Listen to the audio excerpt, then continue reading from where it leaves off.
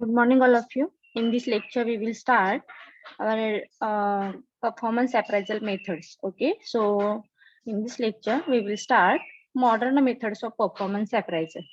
In last lecture, we were discuss about what is meant by performance appraisal and its traditional methods, right?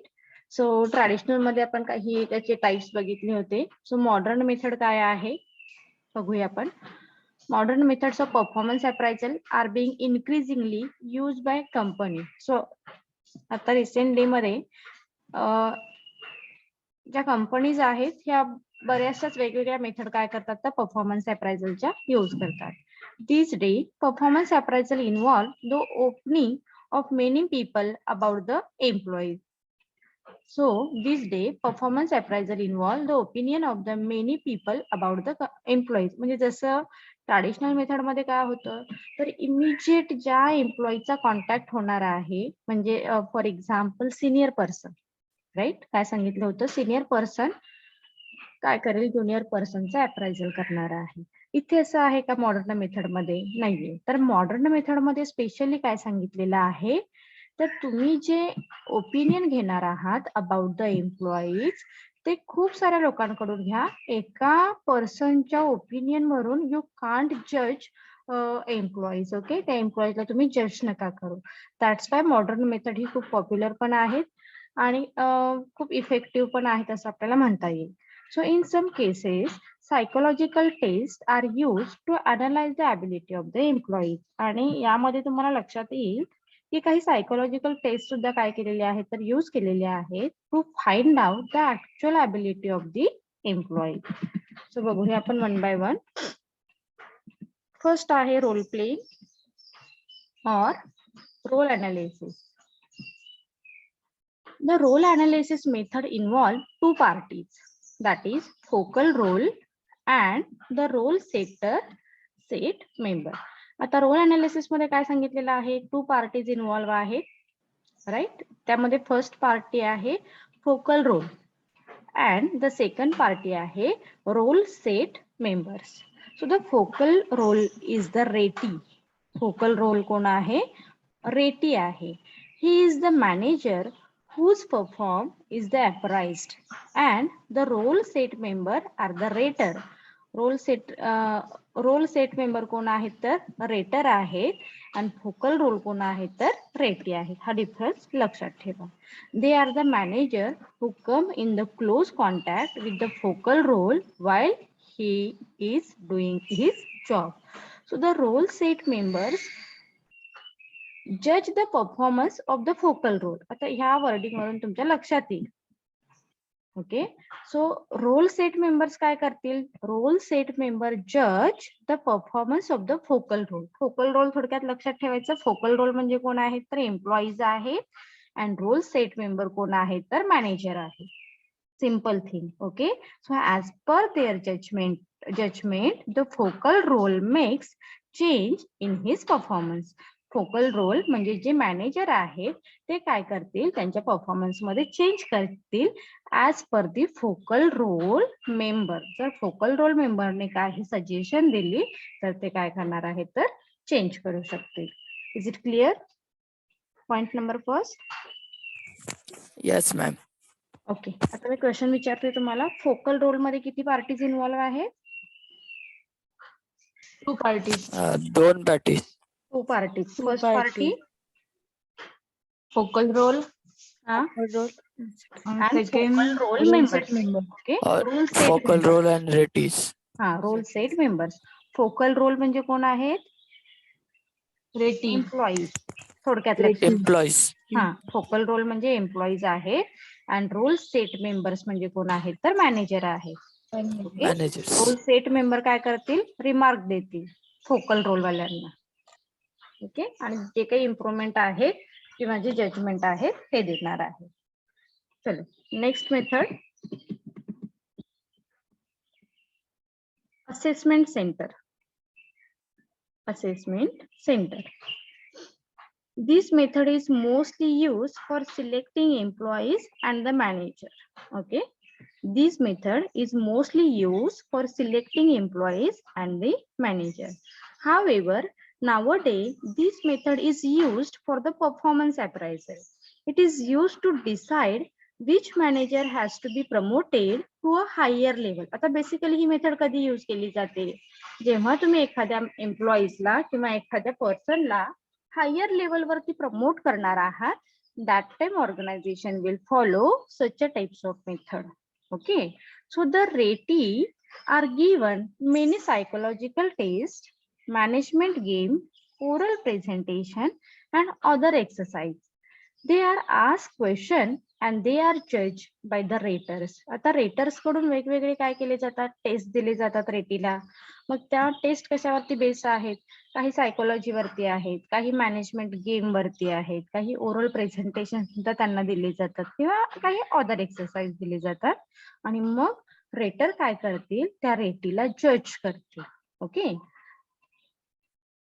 The characteristic assess are assertiveness, perceive ability, communicating ability, planning and organizational ability, self-confidence, resistance to stress, energy level, decision making, sensitive to feelings, administrative ability, creative and mental alertness. Okay, so आता हे सगळे point जर तुम्ही बघितलात, so this is required basically in middle level और top level manager, right. म्हणजे तुम्ही जर एखाद्या एम्प्लॉईचं, एखाद्या सुपरवायझरचं प्रमोशन करून त्याला मिडल लेवल वरती आणणार असाल किंवा मिडल लेवलच्या पर्सनचं प्रमोशन करून तुम्ही जर त्याला टॉप लेवल वरती आणणार असाल, that time here organisation follow assessment centre. कारण असेसमेंट सेंटर मध्येच काय जज केलं जातं, तर ॲबिलिटी. ओके, मग त्या वेगवेगळ्या आहेत, कम्युनिकेशन आहे, प्लॅनिंग आहे, सेल्फ कॉन्फिडन्स आहे, रेसिस्टन्स टू चेंज आहे, डिसिजन मेकिंग आहे, सेन्सिटिव्ह फिलिंग आहे, etcetera etcetera etcetera. Is it clear? Yes, ma'am. Okay, Yes, ma'am. Good.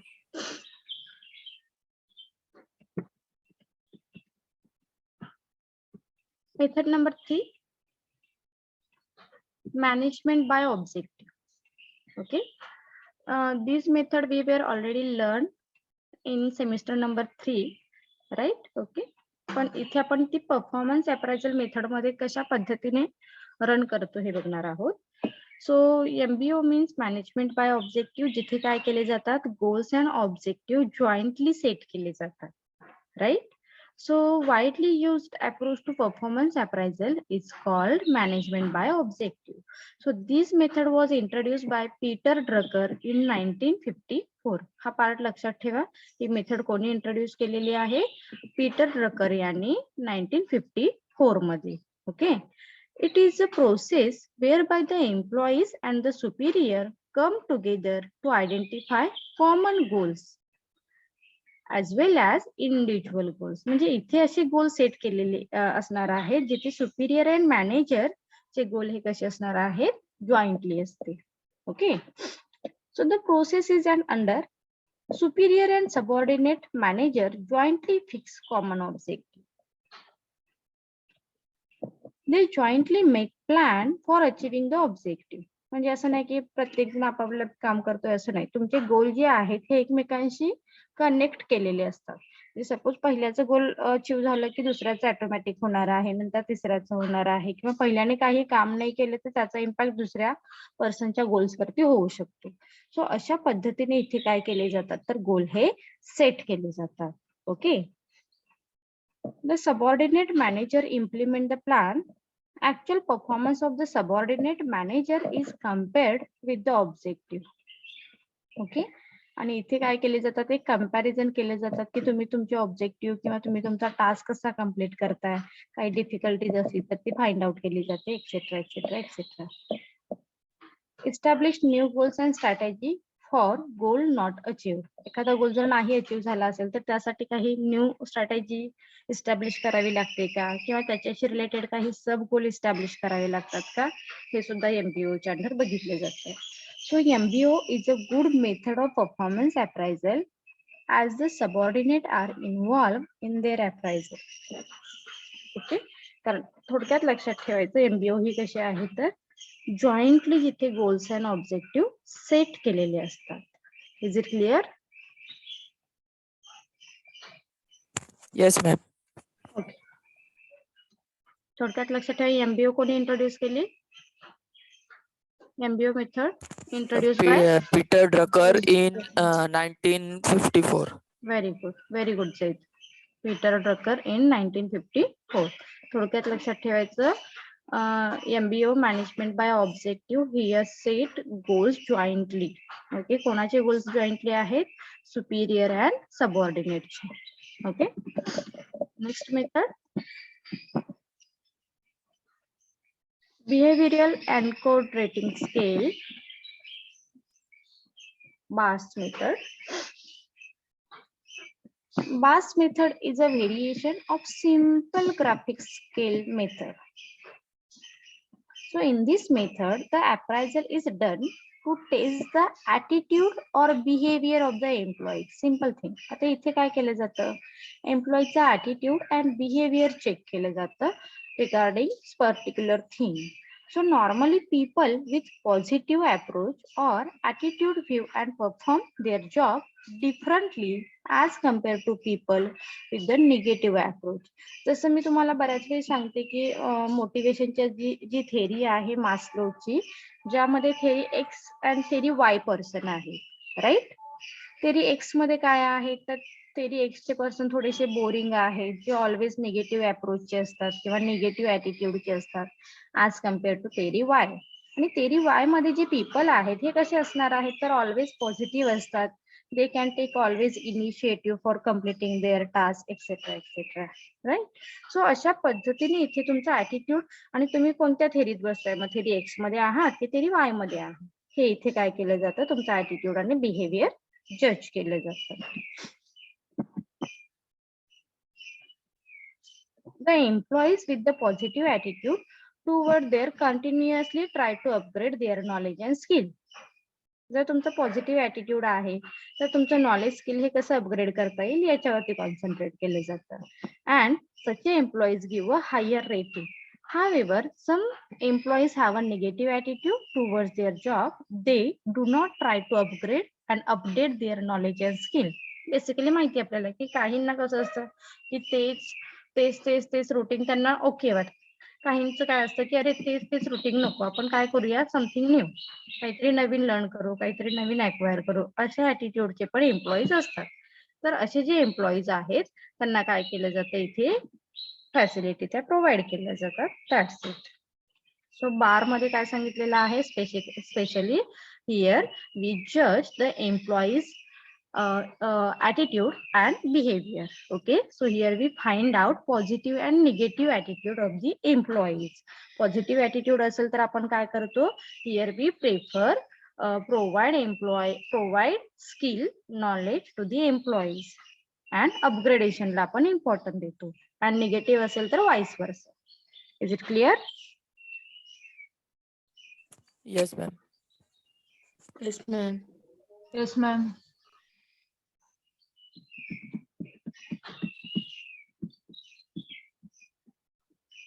Then psychological appraisal.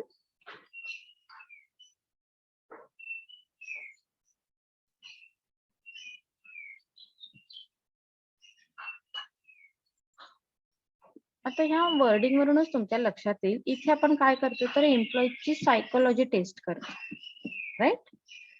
So this is one of the most frequently used method in modern days. So these appraisal are more directed to assess employees' potential for future performance rather than the past work. Doesn't matter की employees ने past मध्ये काय केलेलं आहे, पण त्याची psychology तुम्ही अशा पद्धतीने जज करताय की त्याचं फ्युचर प्रॉस्पेक्टस काय आहे, त्याचं फ्युचर पोटेन्शियल काय आहे, हे तुम्ही ह्या मेथड नुसार जज करताय, right. It is done in the form of in-depth interview. It's very important thing. म्हणजे असं नाहीये की तुम्हाला जर एम्प्लॉईजला जज करायचं आहे आणि तुम्ही त्याला येस नो टाईप काही क्वेश्चन विचारलेले आहेत. No, it is not suitable actually. So इथे आपण काय करतो, इन डेप्थ इंटरव्ह्यू घेतो. ओके, म्हणजे बऱ्याच गोष्टी डिटेल विचारल्या जातात. सायकोलॉजिकल टेस्ट घेतो आपण इथे and discuss with the supervisor and review other evaluation. Okay, so psychological test घेतो आपण, काही डिस्कशन करतो with the supervisors and review other evaluation. So here, clinically approached psychological tests are conducted to identify and appraise the employees. It is more focused on employees' emotional, intellectual, motivation, and other personal characteristics affect his performance. Basically, काय म्हणतो आपण, एखाद्या एम्प्लॉईजला जर आपण जास्त काय केलं, emotional केलं किंवा त्याला इमोशनल सपोर्ट दिला, तर त्याचा तो मे बी 100% देऊ शकतो. किंवा आपण त्याला खूप मोटिवेट केलं तर नक्कीच त्याचा परफॉर्मन्स आपल्याला जास्त बघायला मिळतो. सो ह्या इंटेन्शनने आपण काय करतो, ही मेथड रन करतो. A feedback is given to the employees and area of the improvement are identified. आणि फीडबॅक मधून आपल्या लक्षात येईल की ह्या एम्प्लॉईजला आपल्याला कुठे काय करायचं आहे, कॉन्सन्ट्रेट करायचं आहे, किंवा त्याचा जर काही निगेटिव्हिटी असेल तर ती कशा पद्धतीने इम्प्रूव्ह करता येईल, व्हॉट एव्हर. थोडक्यात लक्षात ठेवायचं की सायकोलॉजीवरती डिरेक्टली आपण त्याचे इम्पॅक्ट करतो. म्हणजेच काय आहे तर इमोशन आहे, इंटलेक्च्युअल आहे, मोटिवेशन आहे, and some personal characteristics. Is it clear? Yes, ma'am. Ma'am. आणखी कुठे फोकस केलेला आहे इथे, in depth interview. Okay, in depth interview and psychological test इथे कंडक्ट केल्या जातात.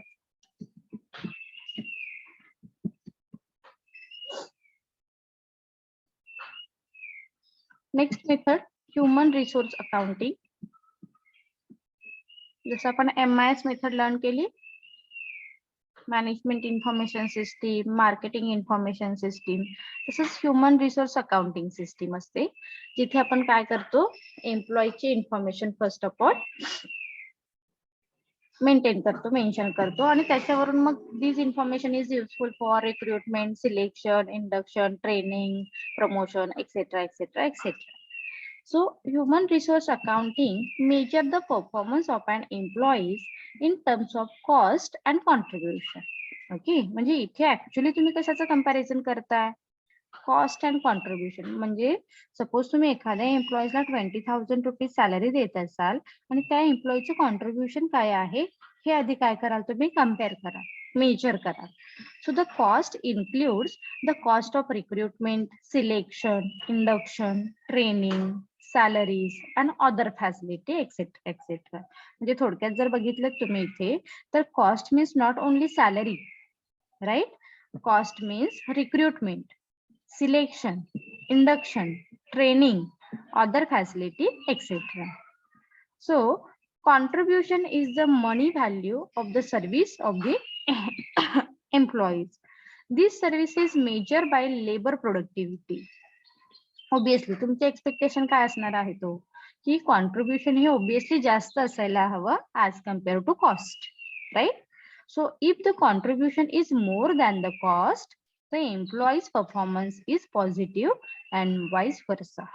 It's very important thing. काय सांगितलेलं आहे इथे, if the contribution is more than the cost, then the employees performance is positive. आणि जर कॉन्ट्रीब्युशन कमी असेल ऍज कम्पेअर टू कॉस्ट, तर परफॉर्मन्स कसा असणार आहे सांगा बरं, Low, निगेटिव्ह असेल. low, negative. negative. ह्या sentence related. Contribution more than cost, performance positive. Contribution is less than the cost, performance is negative. So this method is still developing and hence it is not very popular in present. Okay.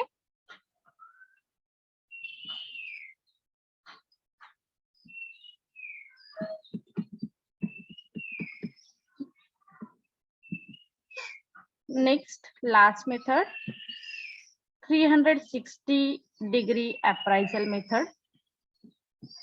जिथे आपण काय करतो तर overall एम्प्लॉईचं काय करणार आहोत, evaluation हे करणार आहोत. So in this method of appraisal where all around approaches is adopted, all around. Okay, so overall आपण काय करतो, एम्प्लॉईचा अप्रोच इथे कन्सिडर करतो. So feedback about the employees is taken from the employees himself, his superior, his junior, his colleague, customer and other people he deals with. म्हणजे जसं आपण सांगितलं की त्या पर्सनशी रिलेटेड जे इनडायरेक्टली डायरेक्टली पर्सन आहे त्या सगळ्यांकडून त्या एम्प्लॉईचा फीडबॅक घेतो आपण. Simple. Okay. So based on all these observation, our appraise is made and feedback is given. आणि आपण काय करतो मग feedback घेतो. So it is one of the most popular method. 360-degree appraisal are useful in measure interpersonal skill, customer satisfaction and team building skill. Okay. हे कशासाठी आहे तर इंटरपर्सनल स्किल आपण यामधून जज करू शकतो, कस्टमर सॅटिस्फॅक्शन काय आहे, टीम बिल्डिंग कसं आहे, etcetera etcetera. However on the negative side, receiving feedback from multiple sources can be intimidating, treating, etc. And multiple raters may not be able to provide balanced and objective feedback. Basically specific skill find out करण्यासाठी म्हणजे आता specific related आहे तर interpersonal skill हे within the organisation साठी useful असेल. Customer satisfaction जे तुम्ही कस्टमर सोबत कसं डील करताय, त्यांना कसं हँडल करताय त्याच्याशी रिलेटेड असेल. टीम बिल्डिंग आहे की तुम्ही टीम टास्क करताय त्याच्यामध्ये तुमचं स्किल तुम्ही कशा पद्धतीने यूज करताय याच्याशी रिलेटेड असेल. ओके. म्हणजे जेव्हा आपण प्रत्येकाचा फीडबॅक घेतो त्याच्या मागे काही ना काहीतरी इंटेन्शन आहे आणि ही मेथड सध्या खूप पॉप्युलर आहे. बेसिकली हीच मेथड काय केली जाते, जास्तीत जास्त यूज केली जाते. Is it clear question? Yes, ma'am. Thank you. So हा जो नेक्स्ट क्वेश्चन आहे पोटेन्शियल अप्रायझल, हा तुम्हाला सेल्फ स्टडी साठी दिला जाईल. हा एकदा बघा. ओके. सो इथे आपण थांबूया. नेक्स्ट लेक्चरला आपण मार्केटिंग स्टार्ट करूया कारण इथे युनिट तुमचा कम्प्लीट होईल. हा लास्ट क्वेश्चन आहे, हा तुम्हाला सेल्फ स्टडी साठी असेल. Okay. Full. Thank you. Have a nice day.